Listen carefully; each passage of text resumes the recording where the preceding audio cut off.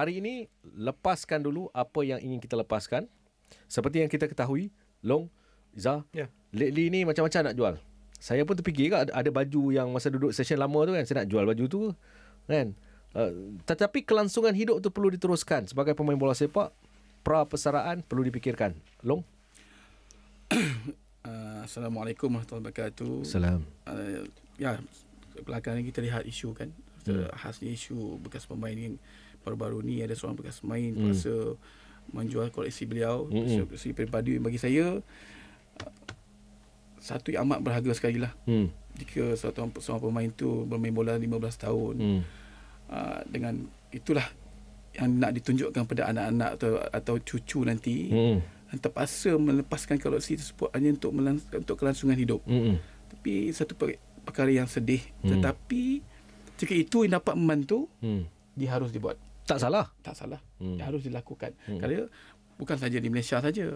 Di US pun berlaku, di mana bekas-bekas atlet profesional yang terpaksa membuat perkara tersebut, menjual koleksi peribadi yang amat penuh tinggi sentimental value-nya, tapi demi kelangsungan hidup dia terpaksa dilakukan. Zah? Okey, bagi pihak media, saya dari segi konteks media, memang perkara ni adalah satu perkara yang sensasi, yang ingin disampaikan kepada peminat-peminat bola sepak, industri bola sepak Malaysia kan. Tapi dalam masa yang sama, kalau kita fikir dari segi, kita cakap dari segi negatifnya, itu amat perkara yang sedih nak disampaikan lah. Bahan berita yang agak sedih nak disampaikan. Pasal apa yang saya nak ingin bagi tahu bahawasanya, adakah itu jalan terakhir career sebagai seorang bola sepak, pemain bola sepak kan. Tapi saya harap benda ni tidak akan menular kepada pemain-pemain yang akan datang, ataupun benda ni menjadi satu benchmark dan juga pengajaran kepada pemain-pemain muda yang akan datang. Dulu yang ambil gambar awak ni lah. Ya. Saya suka bila dia main, saya ambil gambar dulu. Pasal dengan dia punya terjahan keras dia tu, saya nak to action, to capture. Oh, bukan dekat swimming pool bukan? Tapi tak pernah bagi gambar pun. Oh, ya ke hari ni? Tak pernah bagi gambar. Ramai cakap macam tu lah. Serius. Gambar pop macam mana? Zaman tu janji memang bagaikan Everest. Tapi kesudahan ni kata kena balu je. Tak, zaman tu zaman filem Mahan. Kos hari hidup tinggi. Saya rasa juga perlu juga kepada jurukamera bola sepak zaman tu kan, ambil balik gambar-gambar ni kan. Kalau boleh bagi balik lah dekat player-player. Mereka berhak dapat lah. Tapi dia tak salahnya dia buat duit daripada tu. Okey, sudah. Cukup. Okey, Long, masa sebelum nak bersara tu, apa pemikiran awak? Macam mana aku ni lepas ni nak jadi coach ke, nak jadi management team ke, macam mana? Awak pernah fikir benda-benda itu, Long? Semua orang fikir betul tu. Kalau seorang individu tu, sebenarnya seorang pemain profesional, tak kira bola sepak, apa sukan sekalipun, bila dia dah penghujung karier tu, dia mesti berfikir, walaupun untuk sekali pun, lihatkan isteri di sebelah, anak-anak membesar, so apa nak dilakukan. Itu pentingnya persediaan lah. Dan keduanya, support system, sokongan daripada orang yang paling dekat dengan kita, keluarga kita. So secara tak langsung kita akan melakukan sedikit persiapan. Dan bila kita bersara tu, dia tak automatically berjaya dalam meneruskan kelangsungan hidup tu. Tapi kita have to lower down kita ni expectation.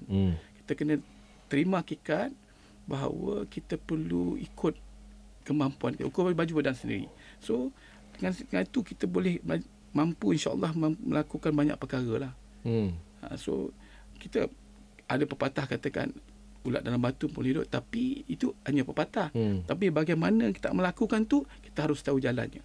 Di situlah orang di sekeliling kita perlu bantu. Okey, saya nak tanya, sebab kita lama tak jumpa Long. Macam Izzah minggu depan masuk lagi.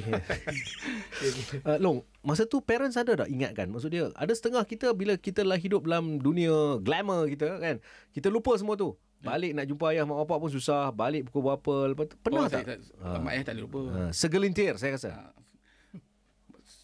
Alhamdulillah, mak ayah, mentua kita, especially rakan-rakan yang rapat lah, tapi ada yang ingatkan kita apa kita nak buat selepas. Tapi macam saya, I tell myself I cannot be a good coach. Kalau mengikut cara awak main bola pun tak betul jadi coach. Saya terus terang, ini yang saya kenal awak long. Fact. So I've told myself that I can only be good administrator. So sebab satu perkara yang kita kena terima, market sebagai seorang jurulatih ni di Malaysia ni kecil. So dia punya circle tu dia pusing situ saja.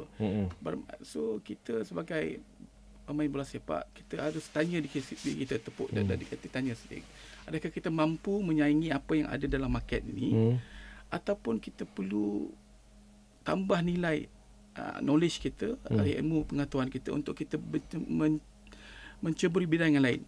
Bagi tak salah kan, apa kelebihan kita, advantage kita sebagai bekas pemain bola sepak, walaupun kita baru mencubai bidang tersebut dan ramai akan cuba membantu kita, tapi apa satu yang perlu kita nak adalah hilang sifat malu tersebut. Baik.